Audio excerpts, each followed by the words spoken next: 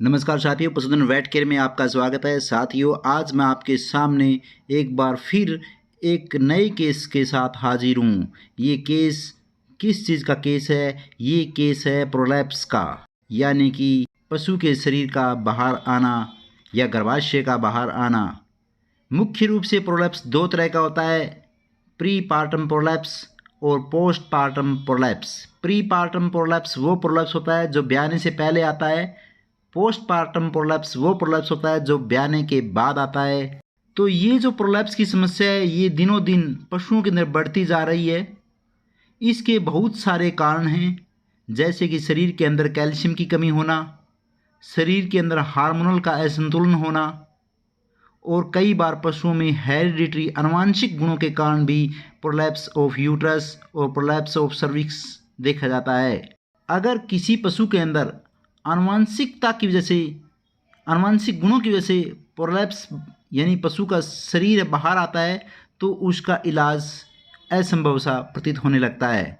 लेकिन अगर कैल्शियम की डेफिशिएंसी है या शरीर के अंदर हार्मोनल का इम्बैलेंस है तो उसका ट्रीटमेंट बहुत आसान होता है और ऐसे पशु अक्सर ट्रीटमेंट के बाद बिल्कुल ठीक हो जाते हैं। यहाँ पर मैं होम्योपैथी और एलोपैथी दोनों का कम्बिनेशन प्रयोग करने वाला हूँ। इन दोनों के कम्बिनेशन से पशु के अंदर बहुत बढ़िया रिजल्ट देखने को मिलते हैं और अक्सर ऐसे पशु ठीक हो जाते हैं। ये जो गाय आप स्क्रीन पर देख रहे हैं, इसके ब्याने के सिर्फ और सिर्फ 2 महीने बचे हैं। ये एक अच्छे दूध वाली गाय है, लेकिन इसमें हर बार हर ब्यांत के अंदर ये समस्या आती है क्योंकि ये समस्या इसके अंदर हेरिडिटरी है। लेकिन इस समस्या का भी समाधान है। अगर आप समय के ऊपर ट्रीटमेंट करते हैं तो पशु के अंदर ये समस्या बिल्कुल जड़ से खत्म हो जाती है।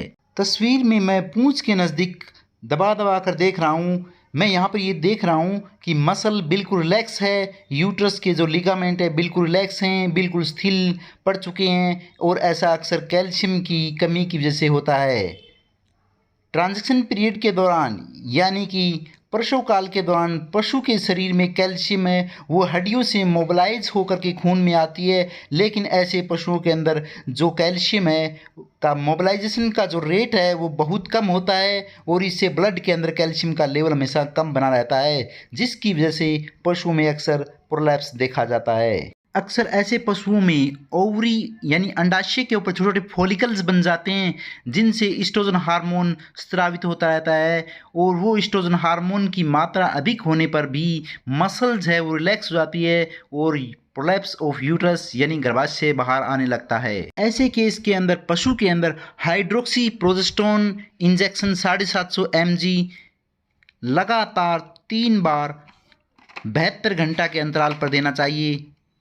और इसके साथ साथ में होम्योपैथी ट्रीटमेंट के अंदर पशु को सीपिया 30 की पोटेंसी में, लीलियम टिग्रिनम 200 की पोटेंसी में, मोरेक्स 200 की पोटेंसी में, पोडोफाइलम 200 की पोटेंसी में 10-10-10 बूंदे दिन में 3 बार लगातार पशु को ठीक 1 महीने तक देने के बाद पशु में बहुत बढ़िया रिजल्ट देखने को मिलते हैं। जहां पशु में प्रोलैप्स अपने आप बाहर आ रहा है, उसके लिगामेंट कमज़ोर होने की वजह से, लिगामेंट ढीला होने की वजह से ऐसे पशुओं में सीपिया है वो लिगामेंट्स को मजबूत करता है, टाइट करता है। जहाँ पर हार्मोनल इम्बैलेंस है वहाँ पर सीपिया एक महत्वपूर्ण और सर्वोत्तम औषधि के रूप में प्रयोग की जाती है। लीलियम टिग्रिनम इसका प्रयोग उस केस में किया जाता है जहाँ पर पशु बार बार पेशाब करता है, बार बार पेशाब करने की कोशिश करता है। ऐसी स्थिति के अंदर पेशाब बहुत कम बूंद बूंद आता है, तब पेशाब करने के लिए लगातार पशु जोर करता रहता है।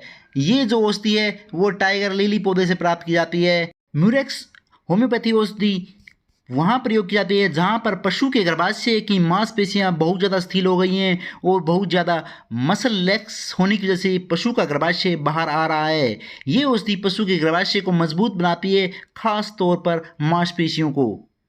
पोडोफाइलम औषधि है, ये औषधि पोडोफाइलम पौधे की जड़ से प्राप्त की जाती है। इसका प्रयोग लग्जेटिव के तौर पर प्रयोग किया जाता है। जहाँ पशु गोबर करने के लिए अत्यधिक जोर लगाता है, उसका गर्भाशय बाहर निकालता है, ऐसी स्थिति के अंदर पोडोफाइलम बहुत कारगर औषधि के रूप में कार्य करती है।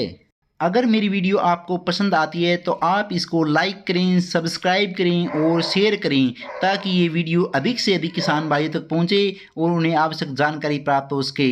साथियों, आज की वीडियो में इतना ही। आगे फिर मिलेंगे नई वीडियो के साथ। तब तक राम राम, बाय बाय, धन्यवाद।